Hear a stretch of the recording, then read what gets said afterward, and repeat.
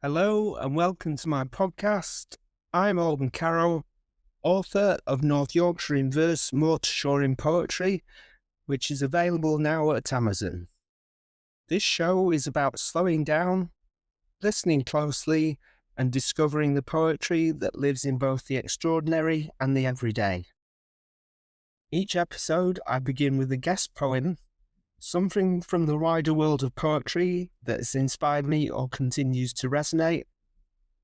Then I'll invite you, the listeners, to suggest future guest poems, and after that, I'll share one of my own pieces too. Today, we're turning our gaze slightly westwards, crossing the Pennines from my usual haunts in North Yorkshire to the rugged, dramatic, and often paradox-laden landscape of Cumbria and the Lake District. The Lake District is a place that exists in the popular imagination, often as a sort of gentle pastoral idyll, a land of daffodils, wandering clouds, and Beatrix Potter's charming creatures. But anyone who has walked the fells in November, or stood by the lip of a slope of scree when the mist comes down, knows there is a harder, sharper edge to this place. It is a landscape of slate and granite, of deep cold water and sudden terrifying weather. It is a place where beauty is inextricably linked to a sense of threat, or at least a sense of an overwhelming, ancient power that does not care for human comfort. To explore this paradox, the tension between the inviting beauty of the lakes and the looming terror of the mountains, we must turn to the defining voice of that landscape, William Wordsworth. But we are not going to look at his gentler verses today. Instead, I have chosen a specific excerpt from his magnum opus, the Prelude. This is from Book 1, often referred to as the Stolen Boat episode. In this passage, a young Wordsworth steals a skiff one summer evening to row out onto Ullswater. What begins as an act of boyish adventure and troubled pleasure turns into a confrontation with the sublime, as the landscape itself seems to wake up and chastise him. It captures perfectly the duality of the Cumbrian spirit, the lure of the water, and the judgment of the stone. Now, before I read this passage, I want you to close your eyes and picture Ullswater at twilight. The lake is glassy, reflecting the stars. It feels silent, private, a world made just for the rower. But as you listen, pay attention to the shift. Note how the horizon changes. Wordsworth describes a craggy ridge that he uses to navigate, but as he moves further from the shore, the perspective shifts, and a huge peak, black and huge, rears up from behind the ridge. This is likely Black Crag, or perhaps the mass of Helvellyn. The psychological impact of this visual shift is profound. The mountain is no longer scenery, it becomes a character, an entity with agency, stepping forward to block his path. This is the Cumbrian paradox. The land invites you in, only to remind you of your own insignificance. Here is the excerpt from Book 1 of William Wordsworth's The Prelude. One evening, led by her, I found a little boat tied to a willow tree, within a rocky cove its usual home. Straight I unloosed her chain, and stepping in pushed from the shore. It was an act of stealth and troubled pleasure, nor without the voice of mountain echoes does my boat move on, leaving behind her still on either side small circles glittering idly in the moon until they melted all into one track of sparkling light. But now, like one who rows proud of his skill to reach a chosen point, with an unswerving line I fix my view upon the summit of a craggy ridge. The horizon's utmost boundary, far above, was nothing but the stars and the grey sky. She was an elfin pinnace. Lustily I dipped my oars into the silent lake, and as I rose upon the stroke, my boat went heaving through the water like a swan. When, from behind the craggy steep till then, the horizon's bound a huge peak, black and huge, as if with voluntary power instinct, upreared its head. I struck and struck again, and growing still in stature the green shape towered up between me and the stars, and still, for so it seemed, with purpose of its own, and measured motion, like a living thing, strode after me. With trembling oars I turned, and through the silent water stole my way back to the covert of the willow tree. There, in her mooring place, I left my bark, and through the meadows homeward went in grave and serious mood. But after I had seen that spectacle for many days, my brain worked with a dim and determined sense of unknown modes of being. Over my thoughts there hung a darkness, call it solitude, or blank desertion. No familiar shapes remained, no pleasant images of trees, of sea or sky, no colours of green fields, but huge and mighty forms that do not live like living men, move slowly through the mind by day and were a trouble to my dreams. There is a tremendous weight to this poetry, a gravity that pulls at the reader just as the memory pulled at Wordsworth. What strikes me most profoundly about it is the transition from mastery to submission. In the beginning, the speaker is in control. He is proud of his skill. He is rowing lustily. He describes the boat as an elfin pinnace, a phrase that suggests something magical, light, fairy tale-like. And the lake is a playground, a canvas for his own ego and his own adventure. The sparkling light and the glittering idly circles suggest a world that is benign, pretty and submissive to his oars. But the landscape of Cumbria is rarely submissive for long. Pivot point of the poem is a terrifying visual. It relies on the parallax effect, the way objects in the distance move relative to objects in the foreground. As he rows away from the end ridge, the massive mountain behind it comes into view. But to the young boy's imagination, fueled by the guilt of the stolen boat, it doesn't just come into view, it uprears its head. It has voluntary power instinct. This is the paradox of the sublime. The mountain is just a rock and earth, yet it possesses a green shape and measured motion. It judges it. We see here how the geography shapes the psychology. The huge peak, black and huge. Notice the repetition of the word huge. It's as if the poet's vocabulary has failed him in the face of such scale, and it strips away the pleasant and the pastoral. The pleasant image of trees, of sea or sky, no colours fields are wiped away. This is crucial. The Cumbrian landscape, when it reveals its true nature, obliterates the comforting, domestic view of nature. It replaces the green fields with huge and mighty forms. This passage speaks to anyone who has spent time alone in the fells. There is a specific kind of silence in the Cumbrian valleys, a silence that feels heavy, watchful. Wordsworth calls it a darkness. Call it solitude or blank desertion. It is a feeling of being absolutely alone, yet simultaneously watched by the earth itself. The trouble to my dreams that he mentions is the lingering after effect of realizing that the world is much older, much bigger and much stranger than our human concerns. The water, which began as a mirror for the moon, becomes a pathway to a confrontation with the ancient earth. It is a reminder that in these landscapes we are merely guests and sometimes uninvited ones too. Moving on from the silent terror of the lake and the mountain, we come to another aspect of the Cumbrian paradox, the violence of water in motion. And now it's time for one of my own poems, The White Plunge, taken from Cumbria in Verse, Lakes to Fells in Poetry, which is due out in March 2026. The poem focuses on one of the most famous waterfalls in the Lake District. Aira Force is situated near Ullswater, the very same lake Wordsworth rode upon, but it represents a different energy.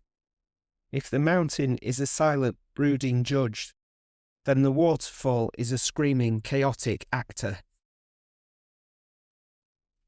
Aira Force is a place of Victorian romanticism. The Aira beck flows down from the fells, gathering speed before plummeting nearly 70 feet through a narrow slate gorge.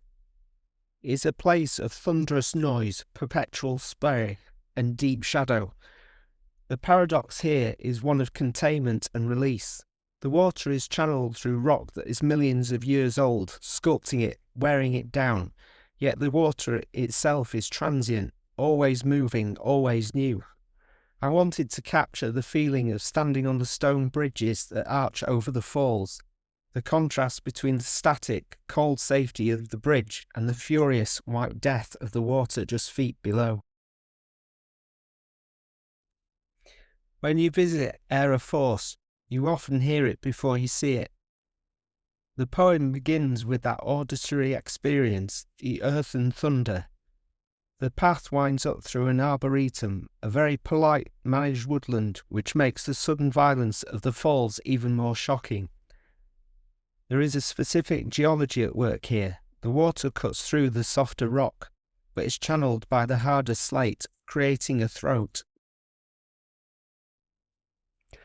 I want you to listen for the imagery of the ghost. I often feel that waterfalls are like ghosts. They are white, shapeless, moaning entities that haunt a specific location, repeating the same action over and over again. Yet, unlike a ghost, they are physically powerful. They can scour stone. The poem also touches on the ferns and the moss, the vaporous dust of the spray that creates a microclimate in the chasm where things grow in perpetual twilight. And finally, notice the ending, which returns to Ullswater. The violence of the fall eventually feels the stillness of the lake, linking back to the silence Wordsworth experienced. So here is the white plunge, Aira Force. A low and earthen thunder shakes the ground, where Gorebarrow keeps its ancient mossed estate. The path winds upward to the growing sound, where silence breaks and anxious waters wait. Then sudden through the slate's dark jagged throat, the white stream severs gravity and air. A furious ghost, a wild and falling note that combs the cliff and leaves the stone strip bare. Above the mist, the arch of humblest grey, a bridge of stone to span the roaring void. We stand suspended in the rising spray, watching the calm by gravity destroyed. Here ferns are fed by breath of broken streams, in twilight chasms damp with vaporous dust. The water wakes from mountain's top and dreams to scour the rock with relentless fluid thrust. It ends in peace where Ullswater expands to hold the fury in a looking glass. But here the force ignores the quiet lands and thunders praise that will not let us pass. In writing this piece, I wanted to explore the idea of severing. The line, "The white stream severs gravity and air," is central to my experience of the falls. When water falls that distance, it almost stops looking like water. It breaks apart into droplets, into mist, into white noise. It stops being a fluid mass and becomes something aerated, chaotic. It cuts through the air, but it also seems to cut through our sense of stability. Standing on that bridge, you feel the vibration in the soles of your feet. The bridge of stone to span the roaring void is our human attempt to impose order on this chaos, to create a safe viewing platform for something that is inherently unsafe. The imagery of the throat, slate's dark, jagged throat, implies a voice. The waterfall isn't just falling, It is speaking or perhaps screaming. This connects back to the theme of the podcast today, the paradox of the landscape. It is beautiful, yes. The ferns, the moss, the twilight chasms are aesthetically stunning, but the mechanism that creates them is violent. The relentless fluid thrust is a scouring action. The beauty is a byproduct of erosion, of destruction. The vaporous dust that feeds the ferns is the debris of the water smashing against the rock. I also wanted to touch on the destination of the water. It ends in peace where Ullswater expands. This is the great irony of the river system. All that fury, all that noise eventually bleeds out into the stillness of the lake, the very lake where Wordsworth had his silent, terrifying revelation. The looking glass of the lake holds the memory of the fury but suppresses it. Yet, while we stand at the waterfall itself, the quiet lands feel a million miles away. The noise thunders praise that will not let us pass. I use the word praise deliberately. In many ancient traditions, the roar of nature is seen as a form of worship, a raw, elemental assertion of existence. It demands our attention. It stops us in our tracks. We cannot simply walk past Aira force. We are compelled to stop and look. It commands an audience. And now for our discussion segment today. I want to shift gears entirely from the ancient mossy rocks of Cumbria to the digital glowing screens of our writing studios. I want to talk about the practical side of the creative life, specifically the business of self-publishing and book design, and a controversial but incredibly useful tool, AI. Now, before anyone switches off, I'm not talking about using AI to write your poetry. As we've just explored with Wordsworth and my own work, poetry comes from a connection to the land, to memory and to the human soul, things a machine simply does not possess. However, if you're an independent author or even a hybrid author, you know that writing the poem is only half the battle. The other half is turning a manuscript into a book. A book is a product. It needs what we call front matter and back matter. Front matter includes your title page, copyright page, dedication, table of contents, and perhaps a preface. Back matter includes your author biography, acknowledgements, and most critically the blurb, the marketing description on the back cover. And this is where many poets stumble. We're good at the obscure, the metaphorical, the rhythmic.